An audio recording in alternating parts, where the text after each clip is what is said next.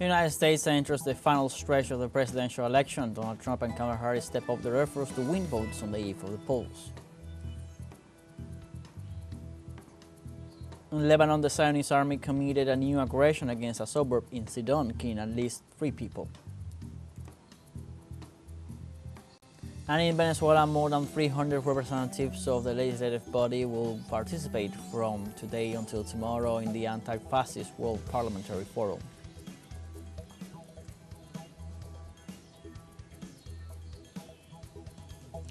Hello, welcome to From the South. I'm Luis Alberto Matos from the teleSUR studios in Havana, Cuba. We begin with the news.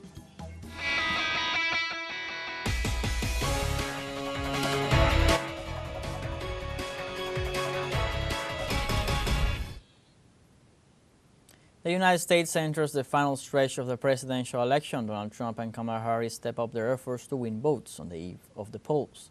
Democrat Kamala Harris and her Republican opponent, Donald Trump, into the final full day of campaigning amid a split in the electorate, nationally and in 7 key swing states. Polls show Harris and Trump are neck and neck in an early vote of more than 74 million citizens, with both Democrats and Republicans breaking records for turnout in the last 2 elections. The main parties have flooded social medias and various outlets with advertising campaigns in search of votes.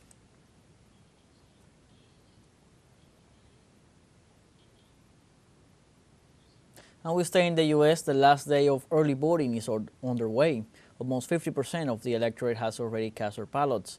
Early voting in the presidential election has ended in several key states, while New York, New Jersey, Connecticut, and Florida still hold open races. More than 74 million people have already cast ballots, representing 47% of the total number of ballots cast in the 2020 presidential election, a remarkable increase in voter turnout this year.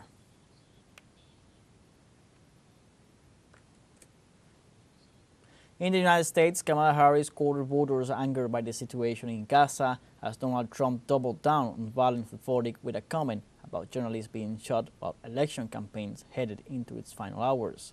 Harris and Trump frantically set out to win the last swing states as they try to conquer the last holdouts, with less than 36 hours left until polls open on Election Day. The 2024 race is heated, with more key states effectively tied at this point than in any comparable election. With the clock ticking, Harris spent the day in Michigan, where she risks losing the support of the Arab American community that has denounced the U.S. handling of the Israel-Palestinian conflict. And I want to say, this year has been difficult, given the scale of death and destruction in Gaza, and given the civilian casualties and displacement in Lebanon. It is devastating. And as president, I will do everything in my power to end the war in Gaza.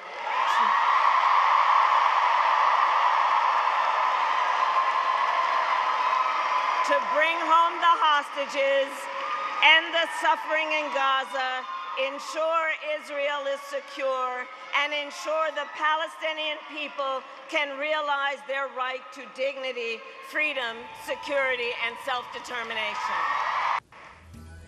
We're going to take a short break, but first, remember you can join us on TikTok at teleSUR English. You'll find news in different formats, news updates, and much more. We'll be right back. Stay with us.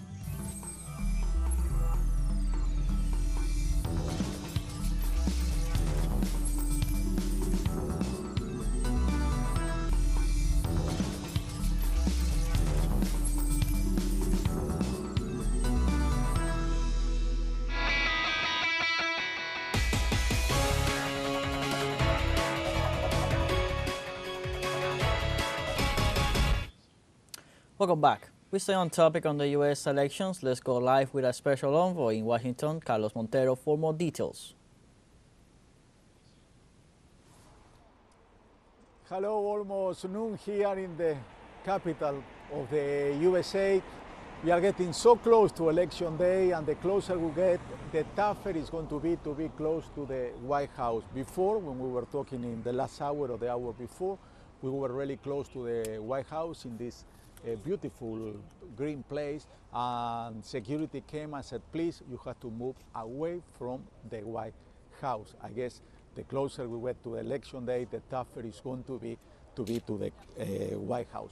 What do we do? What do we know right now? It's the last day of a long political campaign, unique in the history of the USA. During this political campaign, we have 2 assassination attacks against former President Donald Trump. We had the first candidate, Joe Biden, the president.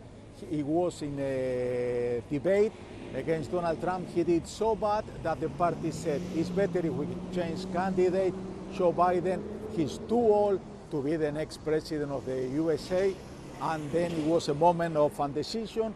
We didn't know who was going to replace him. And then Kamala Harris, Biden said, okay, he didn't want to leave. He believed that he could be to be the president for the next 4 years, but the party said, no way, there is no way you can be here. Kamala Harris is going to be the perfect candidate, and today is the last day. What are going to do the candidates today? Kamala Harris is going to be in Pennsylvania. That's one of the states that can define the election. There are 7 states that they can go either way, Republican or Democrat. Pennsylvania is one of those, and Kamala wants to be there. It's going to be during the day in different places, talking to the community, convincing them they have to vote for her, and it's going to close tonight in an important act where it's going to be Lady Gaga, it's going to be some of the artists that offer their support to her, and it's going to be also one of the most important journalists of this country, Oprah Winfrey, and Kamala is going to be the last word as a vice president tonight as a candidate for the Democrat Party. Donald Trump, a busy Monday. He's going to be in North Carolina. Another state could go either way. He's going to be in Raleigh. Then he's going to go to Pennsylvania. He's going to go to 2 towns in Pennsylvania.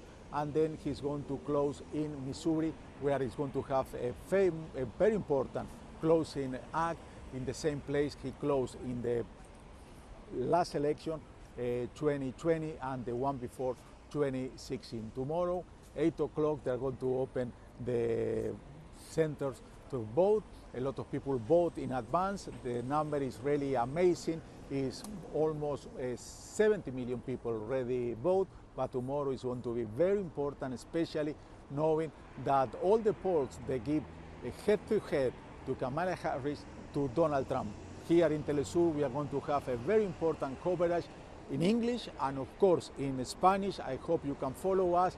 We are going to start tomorrow very, very early, and I'm sure we are going to finish extremely late because it's very difficult that tomorrow we know who's going to win officially the future president of the USA. Even we are going to have an estimation of see in what way the direction is going. I hope you join us for that special coverage. Going back to you at the studios. Thank you, Carlos, for the latest information on everything that is happening on the run-up for the key elections that is going to be held tomorrow in the United States. For now, let's continue with our news.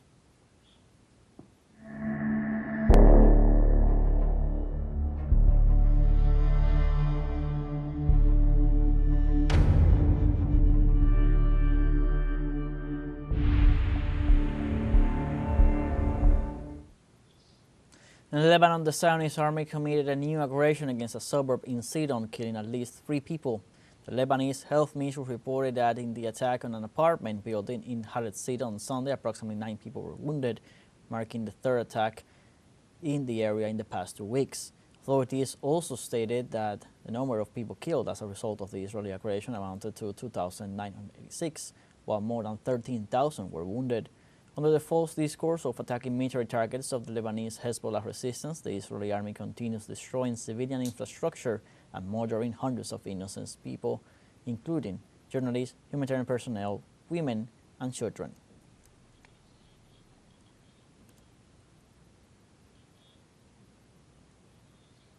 In Palestine on Monday morning, Israeli settlers set fire to a large number of cars, terrorizing the population of the occupied West Bank city of Al-Bireh. The Zionists as well damaged other properties of Palestinian citizens. Hundreds of incidents involving settlers against Palestinians are recorded every year, including death or injuries and the total or partial destruction of property. In this regard, the international community has repeatedly expressed its concern over sector violence, which has reached a record level since Prime Minister Benjamin Netanyahu's cabinet came into office.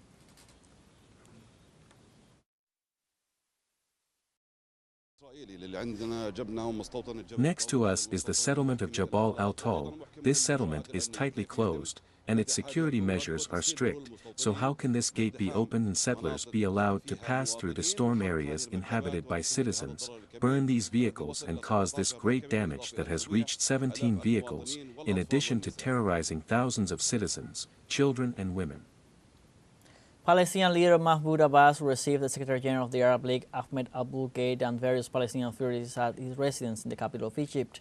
During the meeting, Abbas reported on the latest developments regarding the Israeli genocidal war against the Palestinian people. He also discussed the efforts of the Palestinian leadership to stop the continued Zionist aggressions against the Gaza Strip. The meeting also discussed the advisory opinion of the International Court of Justice in accordance with the UN General Assembly and the expected Arab and international affairs during this summit, which will be held on November 11th in the city of Riyadh, capital of Saudi Arabia.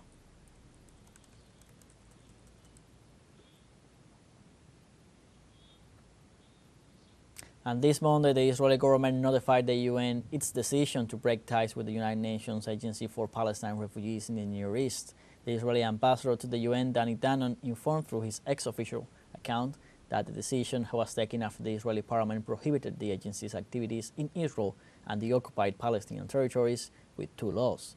The Israeli Foreign Ministry said the legislation will come into force in the next 3 months. UNRWA was established in 1950 and since then has been responsible for providing special services to more than 5 million refugees now living in Gaza, the West Bank, Syria, Jordan, and Lebanon.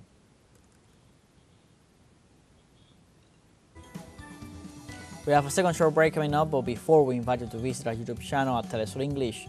There you'll be able to rewatch our interviews, top stories, special broadcastings, and more. Hit the subscribe button and activate the notification bell to stay up to date on the world's most recent events. Final short break, don't go away.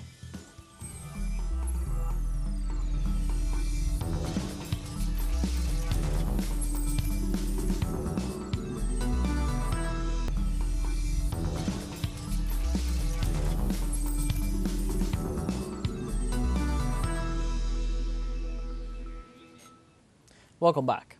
With fear of tougher U.S. policies, migrants reunite at the U.S.-Mexico border for annual humanitarian event. Uncertainty over the possible introduction of more aggressive immigration policies in the United States in the run-up to Tuesday's presidential elections intensified the emotions of migrants' families who reunited over the weekend at a humanitarian event in the middle of the border with Mexico. The Hawks North Walls reunion has been held every year since 2016 on the border between the Mexican city of Juarez and the U.S. city of El Paso.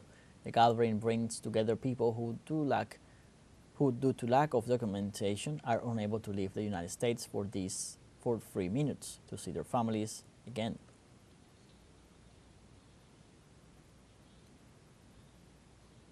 In Venezuela, more than 300 representatives of the legislative body will participate from today until tomorrow in the Anti-Fascist World Parliamentary Forum.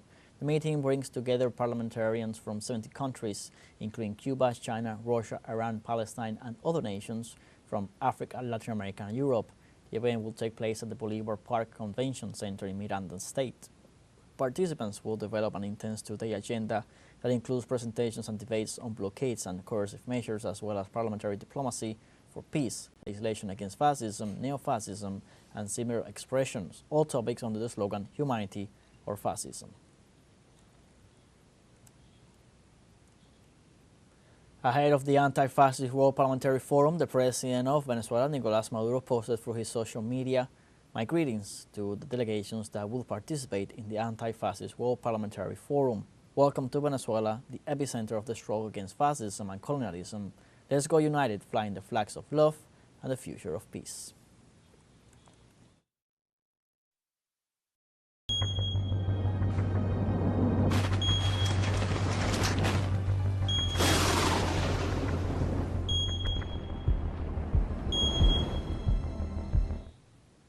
In Spain, President Pedro Sánchez referred to those affected by Dana who reacted against the visit of King Philip VI to Valencia as violent outlaws. Likewise, the communities that were affected the most by the floods have reported deficiency from the state's attention in the aftermath of the catastrophe. No nos vamos a desviar pese a lo que pueda suceder con algunos. We are not going to deviate despite what may happen with some violent people. What Valencian and Spanish citizens want is to look forward, to move their lives forward with an enormous gesture of responsibility and solidarity. That is what we are going to do from the Spanish government, in coordination with both municipal and provincial institutions, as well as the autonomous government of the Valencian community. Thank you very much. Also in Spain, weather authorities issue a red alert in Catalonia due to heavy rains after the passage of the Dana. The Meteorological Agency AMET issued a warning of significant danger for the coastal and pre-coastal areas of Catalonia. Authorities confirmed flooding in several places and the forecast of hail in the midst of heavy rains caused by the passage of the Dana. Authorities have also urged the population to act with caution and avoid unnecessary travel, even if it is not raining heavily at certain times. In view of the situation, classes were suspended in up to 9 counties.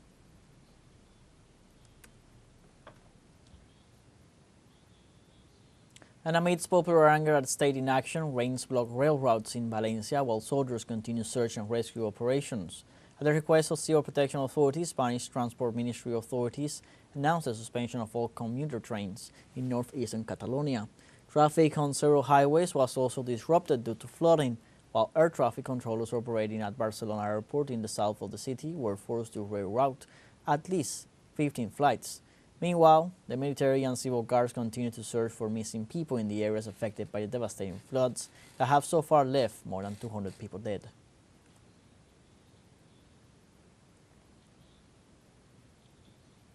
In Indonesia, the Lebanon Laki-Laki volcano in eastern Flores Island erupted, killing at least 10 people. The Regional Disaster Management Agency reported that among the dead are 8 adults and 1 child, all residents of the village of Klantanglo, which is close to the volcano. It also specified that 1 body has yet to be located. As a result of the eruption, authorities raised the state of alert in the area to level 4. In addition, they established an exclusion radius of 3.5 kilometers of the volcano. The ash cloud that affected the area also caused damage to infrastructure in nearby villages.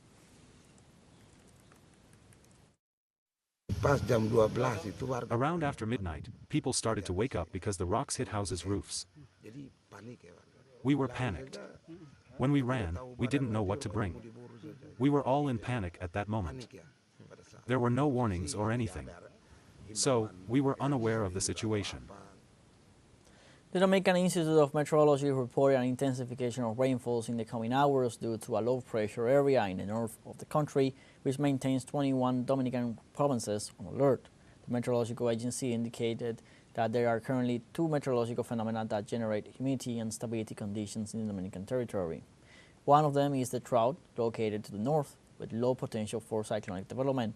The second, an extensive area of low pressure in the southwest Caribbean Sea, with a 90% possibility of becoming a tropical depression in the next few hours. However, the Dominican Agency indicated that so far these do not represent a direct threat to the country. In eastern Pakistan, Punjab authorities ordered the closure of all primary schools in its capital, Lahore, due to high levels of air pollution. Authorities registered an air pollution of up to 45 times the level recommended by the World Health Organization. Officials said the closure is scheduled to last until Friday, but could be extended depending on the pollution by then. Lahore was the most polluted city on the planet for several days last week, and this Sunday registered a high concentration of the most harmful particulate matter for health.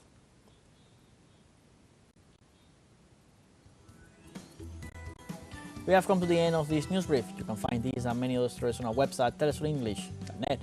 You'll join us on social media, Facebook, X, Instagram, Telegram, and TikTok. For TeleSUR English, I'm Luis Alberto Matos. Thank you for watching.